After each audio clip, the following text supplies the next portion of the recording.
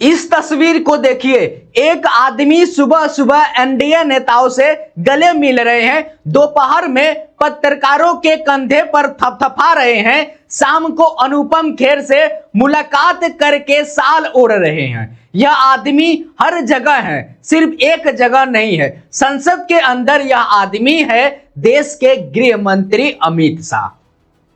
पिछले 3 हफ्तों से विपक्ष एक ही सवाल पूछ रहा है, 20 जुलाई को दिल्ली की सड़कों पर छात्रों के साथ क्या हुआ, इसका जवाब कौन देगा।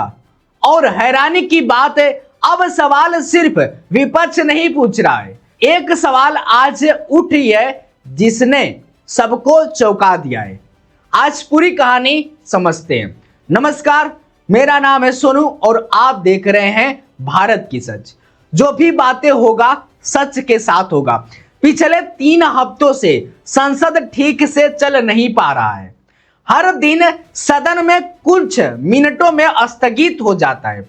जैसे ही कार्यकर्ता शुरू हुए, इंडिया गठबंधन के सांसद खड़े हो गए, हाथ में पोस्टर, मुंह पर एक ही नारा, अमित शाह इस्तीफा दो, अमित शाह सदन में आओ, अमित शाह जवाब दो, मीडिया हेडलाइन बनती है। विपक्ष के इतना सवाल है कि हंगामे से संसद ठप हो जाता है।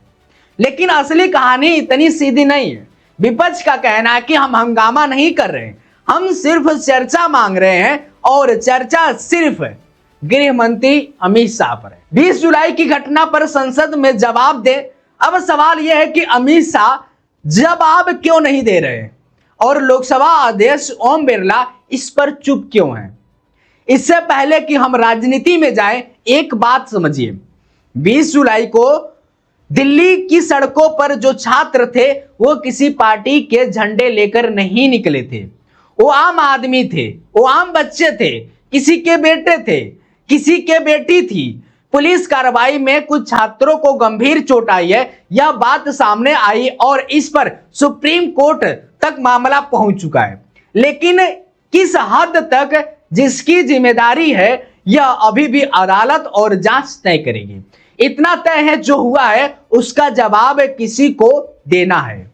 और परिवार पूछ रहा है, हमारे बच्चों के साथ जो हुआ है उसकी जवाबदेही कौन लेगा। अब सीधे घटनाक्रम पर आते हैं। 20 जुलाई दिल्ली के छात्रों पर पुलिस कार्रवाई होती है।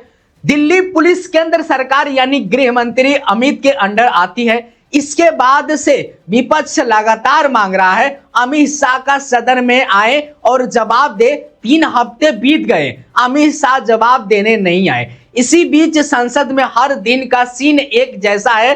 विपक्ष चर्चा मांगता है, कुछ मिनटों में सदन स्थगित हो जाता है। अब तक यह सिर्फ विपक्ष बनाम सरकार की लड़ाई रही थी, लेकिन कुछ दिन पहले एक तीसरा आवाज आई है जिसने पूरा माहौल बदल दिया है। काकरोच जनता पार्टी के प्रवक्ता सौरभ दास ने एक बयान दिया है और यह बयान सीधे लोकसभा अध्यक्ष ओम बिरला पर था। सौरभ दास ने कहा, संसद जनता की है। दिल्ली पुलिस और केंद्रीय बलों ने आम लोगों और बच्चों पर बहुत सख्ती की है। कुछ ही हालत गंभीर है, इसके लिए इनके जिम्मेदार यानी गृह मंत्री अमित शाह को जवाब देना चाहिए। और सवाल यह भी उठता है कि स्पीकर ओम बिरला सरकार को जवाबदेही ठहराने में नाकाम क्यों है। यह बात ध्यान से समझिए, यह दिल्ली विपक्ष नेता का बयान नहीं है, यह वह भाषा है जो अब तक की सिर्फ कांग्रेस सपा जैसे पारस्परिक विपक्ष दलों बोलते थे। अब यही भाषा अलग अलग मंचों से आ रही है और यह दावा कि छात्रों की हालत बहुत गंभीर हुई है। अभी दावे से असर है, इसकी पूरी तस्वीर अदालत और जांच से साफ होगी। लेकिन जो सवाल उठाया गया है, जवाबदेही का सवाल है, वह सीधा और साफ है और उसका जवाब अभी तक नहीं आया है। अब जरा सोचिए, ईमानदारी से देखते हैं अमित शाह क्या कर रहे हैं। इन दिनों में वह संसद परिसर में रोज आते हैं, सुबह एनडीए नेताओं से मुलाकात करते हैं, पत्रकारों से हंसकर बात करते हैं, अनुपम खेर जैसे लोगों से मुलाकात है, यानी वे मौजूद है लेकिन सदन की कार्यवाही में शामिल नहीं हो रहे। और यह दिलचस्प बात है, जब भी सदन में कोई सांसद उनका नाम लेता है तो माहौल अजीब हो जाता है। राज्यसभा में कांग्रेस सांसद फूलो देवी ने जब एक बिल पर बहस के दौरान पूछा कि यह गृह विभाग का बिल है तो गृह मंत्री कहां है, तो डिप्टी चेयरमैन हरिवंश की प्रतिक्रिया तुरंत बदल गई। यह सिर्फ एक उदाहरण है, ऐसे कई मौके सामने आए हैं जहां अमित शाह का एक जिक्र आते ही चीजें असहज हो गई है। इस पर सरकार या अमित शाह की तरफ से अभी कोई सीधा सार्वजनिक स्पष्टीकरण नहीं आया है। एक कानून बात भी समझ लीजिए, आसान भाषा में सरकार यह कहना है कि 20 जुलाई को गोली नहीं चली थी, आंसू गैस का इस्तेमाल हुआ था और आंसू गैस जैसे कदम का आदेश देने का अधिकार मजिस्ट्रेट के पास होता है, किसी मंत्री के पास सीधे नहीं है। यह सरकार का पक्ष है और यह भी दर्ज होना चाहिए कि विपक्ष और कुछ और आवाजों कहती है कि जो भी हुआ उसकी राजनीति जिम्मेदार गृह मंत्री की बनती है, क्योंकि पुलिस उनके मंत्रालय के अंडर आती है। बस यही से खुली और इसी वजह से संसद में जवाब मांगा जा रहा है।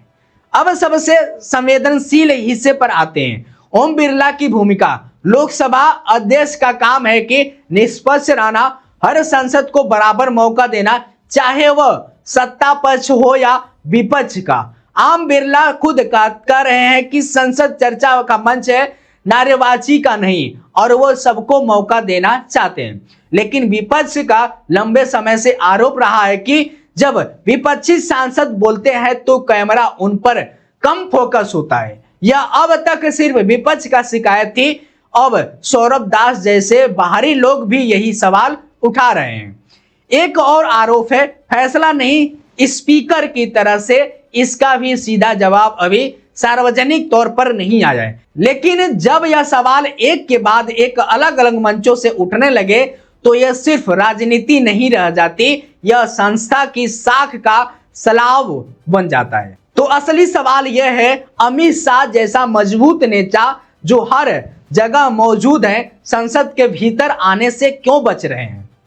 क्या जवाब देने में कोई असहजता है? क्या यह सिर्फ राजनीति की विपक्ष को थका दिया जाए या कुछ और वजह है?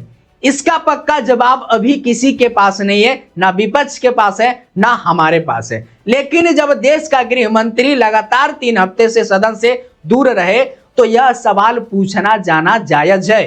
तो लौटते हैं उसी तस्वीर पर, जब सुबह मुस्कुराते हुए, दोपहर से गले मिलते हुए, शाम को साल ओढ़ते हुए हर जगह मौजूद, सिर्फ एक जगह गायब, जहां जवाबदेही मांगी जा रही है। लोकतंत्र में यह जवाब मांगा है कि जो मंत्री जिम्मेदार है वह जनता के सामने सदन के भीतर जवाब दे।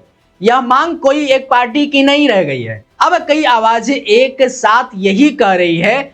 दोस्तों, अपने कांग्रेस पार्टी ने आज इस मार्च को लेकर, इस पर पैदल मार्च को लेकर कई बाकायदा ट्वीट किया है। उन्होंने लिखा है कि अमित शाह जवाब दो, छात्रों पर हुई बर्बरता और चंदा चढ़ाओ चोरी के खिलाफ विपक्ष सांसदों का पैदल मार्च, मोदी सरकार अपनी जिम्मेदारी से भाग नहीं ले सकती।